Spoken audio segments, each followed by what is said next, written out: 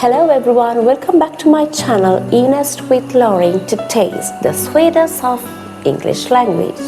You may subscribe to channel and click the bell icon below to be updated on the latest videos where you taste the sweetness of English language.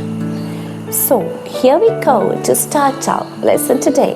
Our lesson is to be in past tense. The past of to be is used to talk about situations and states in past. We use to be past was with singular subjects and were with plural subjects.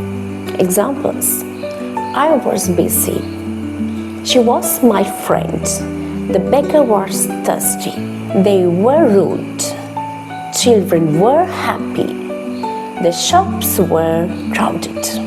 You may know that we use contracted forms of present to be verbs in both positive and negative forms.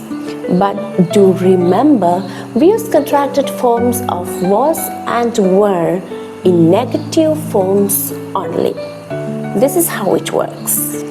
Was not, wasn't, were not, weren't.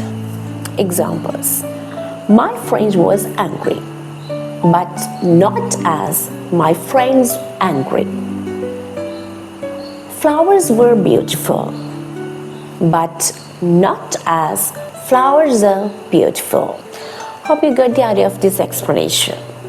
So we are in the correct time to learn positive, negative, positive interrogative and negative interrogative of past to be. So here we go to our examples. She was proud. She wasn't proud. Was she proud? Wasn't she proud?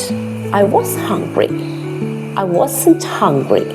Was I hungry? Wasn't I hungry?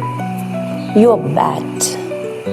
You weren't bad. Were you bad? Weren't you bad? If you are new to the channel, there may be several questions in your mind while watching this video, such as what the subject of a sentence is, what the be verbs are, and many more. So what I can assure is answers for your all the dilemmas are in my previous videos.